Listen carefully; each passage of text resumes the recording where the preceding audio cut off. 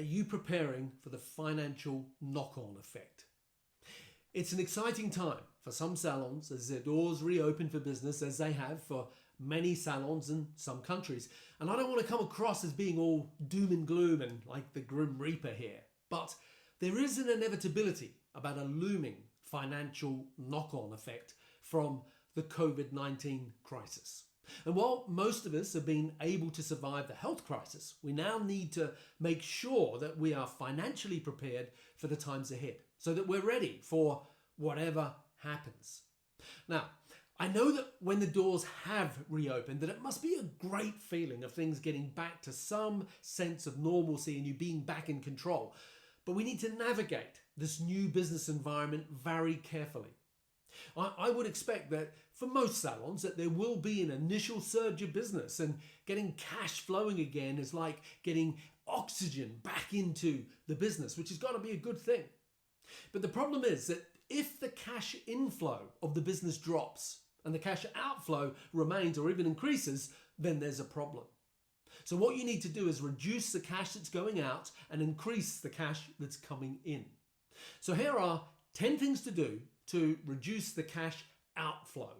Now, you don't have to write them all down as I talk. If you want a copy of them, I have a free PDF download under the coronavirus support section on the growmysalonbusiness.com website and in the business bucket of Paul Mitchell Pro's social gathering platform. So, at number 1, if you are lucky enough to have cash reserves in the business, then protect them, because you have no idea of what lies ahead. So protect any savings that you may have built up within the business. At number 2, look for the low-hanging fruit that you can stop paying out. For example, what are the no or low benefit expenses like app subscriptions and entertainment that you could easily get rid of? At number 3, it's a little bit like number 2, except it's focused on you as the business owner. So what personal expenses are there that are of no or low benefit that you can cancel? At number 4, your biggest business overhead is going to be your employee costs.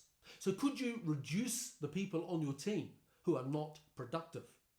Now, I understand that that may sound a little mercenary, but sometimes you need to lay off some people who need to go so that you can survive as a business.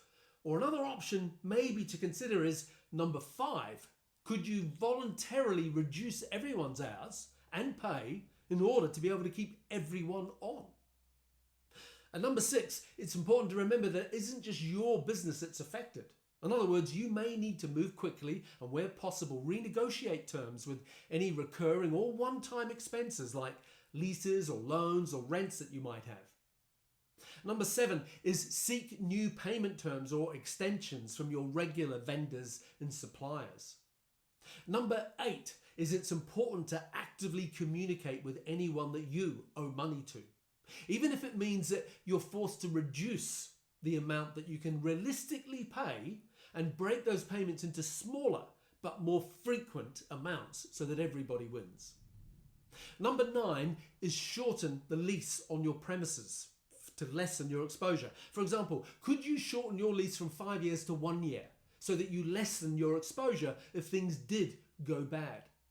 And finally, at number 10, if you own the property, could you refinance the mortgage to take advantage of the reduced interest rates? Now, not every business survives economic downturns. And unfortunately, this is a time where we're being hit by something that is unprecedented, and it's inevitable that there's going to be business casualties. But if you're disciplined and if you focus on the numbers, you can get through it and you can come out the other end of this stronger and better prepared than ever. So until next time, stay safe.